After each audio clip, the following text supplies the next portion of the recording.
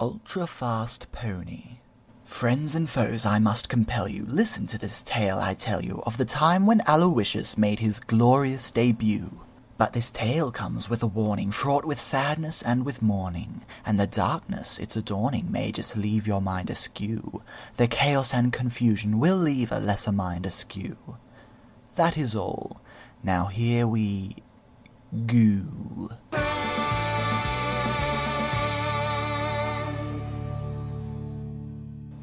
Once upon the midnight hour, waiting for the meteor shower, I prepared a scrumptious feast on which my pony friends could chew, when Twilight sent me out to look and bring back an important book, but accidentally I did cook all the pages she could view, and was left with only ashes that I could not let her view.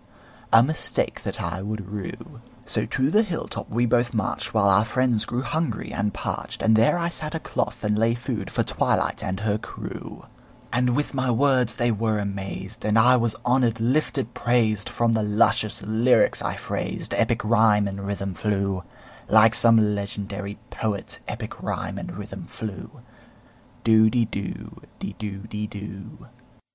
But next morn I felt a danger emanating from a stranger, and I fearfully discovered Twilight's new-found number 2. I tried to speak with her new bird, but just one phrase alone was heard, a wretched, writhing, wicked word, perhaps which was all it knew.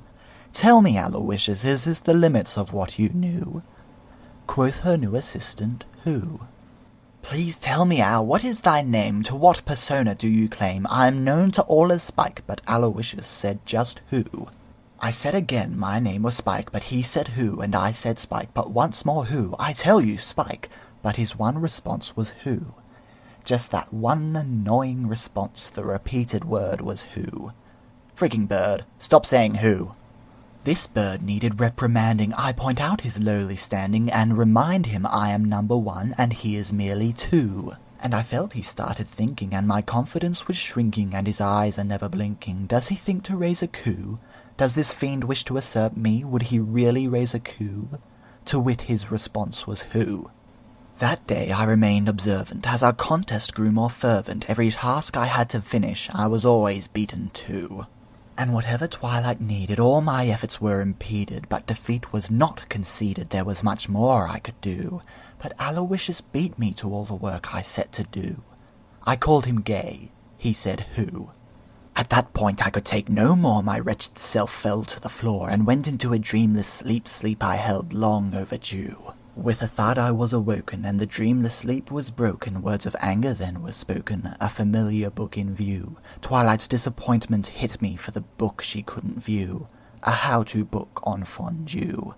So a plan I started hatching for a bird that needs dispatching. I had made it my new mission to eradicate this owl. I tore up Opal's mousy toy, with claw and ketchup I'd destroy. The carnage filled my soul with joy as I donned an evil scowl. The destruction made me giddy, my face laden with a scowl. Wait, that doesn't rhyme with who. While my plan was near completed, from behind me I was greeted by a much-disdained unicorn and her precious number 2. She knew who I was out to frame, she knew which bird I sought to blame, and from her I could sense a shame, though I don't know how she knew. I thought my plan was really good, somehow like a sleuth she knew. Ah, more ketchup, that will do. Twilight said my plan was stupid. I responded, no, you're stupid, though my words and reasons were well picked, they were not getting through. Then with a sad look Twilight left, frustrated with my lies and theft. At the doorway I was bereft of the home that I once knew. I packed my things and left the family that I once knew. I wanted to cry, boo-hoo. I travelled till I found a cave and took the shelter that it gave, and in that hole I was alone as my need for foodstuffs grew.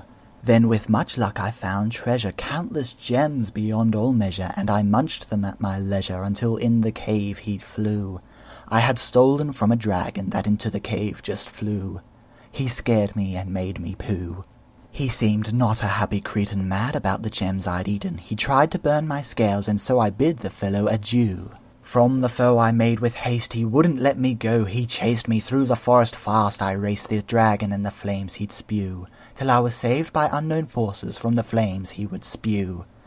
Quoth my hero saviour, who? To the bird that I was hateful my life was owed. I was grateful and I learned an important lesson I'd love to share with you.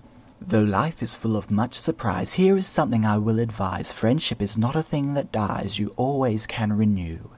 So what will you find at my house where the friendships did renew? A happy dragon, that's who.